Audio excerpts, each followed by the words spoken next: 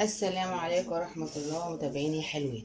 النهاردة هنعمل فراخ بانيه مشوية على الجريل، حاجة خفيفة وجميلة كده جنب أي مكرونة.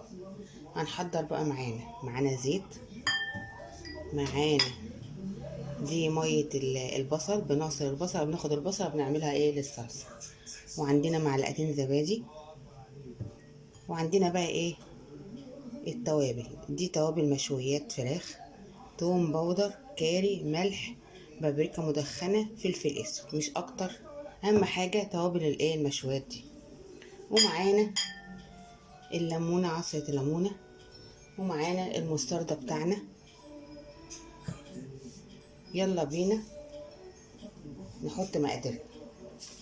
نحط الاول التوابل بتاعتنا ونرمي في الحوض. نحط مية البصل، نحط معلقة الزيت، ننزل بقى بالليمونة بتاعتنا،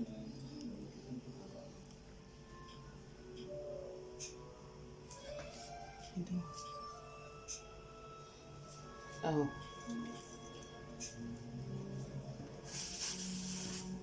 الليمونة بتاعتنا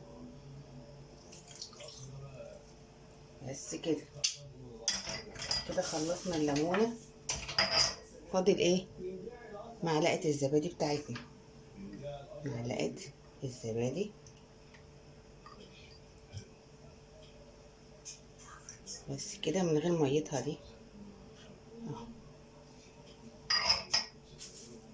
بعد كده بعمل بحط معلقة مستردة، يجي معلقة مستردة كده، بتدي طعم حكاية. نقلب بقى كل ده مع بعضه، كله. التتبيلة اصلا ريحتها جميلة اصلا اهو، زي ما انتوا شايفين. بصوا،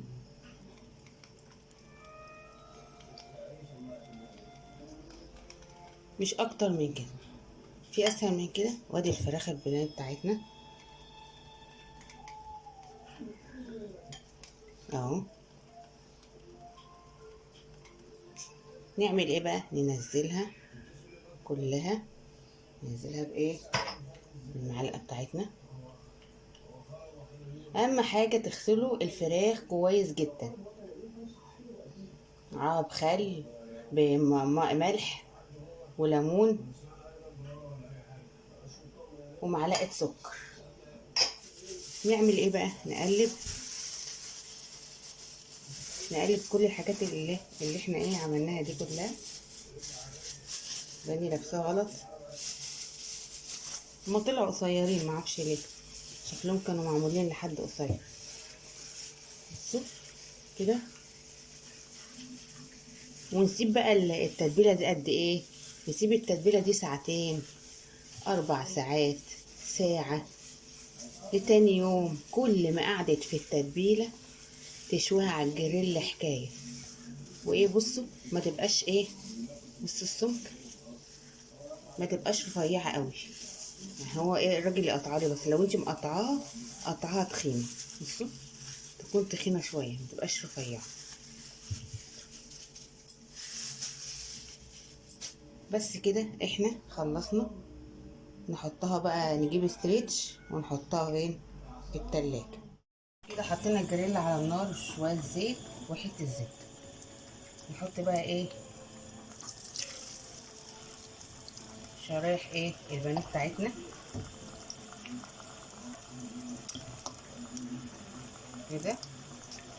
طبعا متعودين مش هنقلب عليها دلوقتي خالص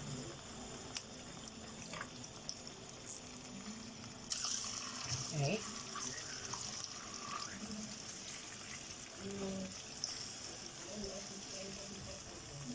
كده. نكمل بس كده.